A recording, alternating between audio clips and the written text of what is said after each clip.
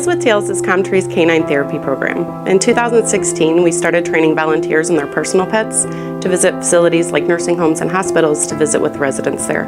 Since then, we've expanded to include a children's reading program, a no more bullying program, and we are also offering basic and advanced obedience along with our therapy training classes. First, the dog has to go through 6 weeks of basic obedience. They also need to get their canine good citizen. Then we're looking for them to get their community canine, which shows that they're able to work out in public with their partner. We do a temperament evaluation. We also then do another 8 to 10 weeks of training, also working with children. Altogether, it's about 22 weeks of training. There is this immediate smile and joy and sparkle that comes to that engagement with this beautiful, furry, four-legged animal. Thanks to your generous support, we've been able to train and certify 50 canine therapy teams that visit 43 different facilities. Some of the residents in these facilities might have had to leave their family pets at home, and it's a little lonely. So sometimes when our teams come in and visit with those residents, it's really the highlight of their day. We have patients that have been through a very significant change in their life, whether they've had a stroke or a surgery, they were in a car accident. We're constantly looking on ways we can improve our program here, and the opportunity presented itself that we were able to meet with everybody and start this program here. What we've really seen is kind of a transformation in our rehab. The dogs have helped them kind of overcome depression, or if they feel more isolated, it's given them a more sense of joy and excitement about doing therapy. Whenever we have the therapy dogs, we just notice that it's so much more easy. I bring my dog Jack, and we do therapy visits every 2 weeks. About 7 years ago, my godson was at Children's, and he was dying of cancer, and I actually saw a therapy dog there. So I thought, if I ever come across a dog with the right temperament, which Jack has, I'm going to try for it. It's definitely a social interaction with all of the kids. When the dogs come, they get to take turns and they sit in a group and they all pet the dogs. He's always loved school, but I think it's just a huge part of it, and it's something he can do socially with the whole rest of his class. I've been teaching here for 8 years. Southview is part of Special School District, and I work in a classroom with intellectually disabled students.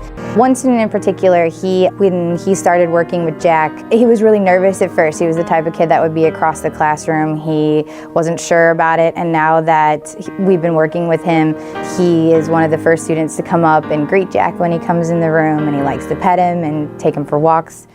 You can tell the mood changes in the building as soon as the dog walks in the building. It's unbelievable. I knew it would be a good benefit for our patients and the employees as well. The patients adore the dogs coming in. They know them by name. They know the handlers by name. They know the days of the week that the dogs come in. A radiation patient that came in, he was a gentleman in a wheelchair. He was shaking uncontrollably. He was very nervous to be here.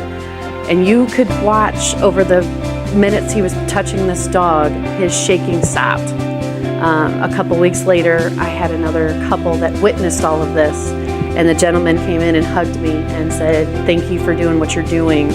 I can't believe what I witnessed when I seen that dog calm that patient down." A lot of our students were just sad. And it really helps someone coming in, other than their teachers, to show that other people in the community care about them. I loved the fact that Indy was just so calm and relaxed, and any kid could just love and lay and hug on Indy. Students getting to see her and play with her, it really was a good reinforcement for that. The kids are in the classroom more because they're not having these issues with bullying and drama anymore. I learned that bullying is not okay. My favorite part was getting to pet Indy while Galen was talking about everything. It wasn't like you were talking to 10 and 11-year-olds. They really could relate to the situations, and it was like having a conversation with an adult, and they showed so much compassion for each other. The students said, "I learned how to not be a bully." They've been a lot happier.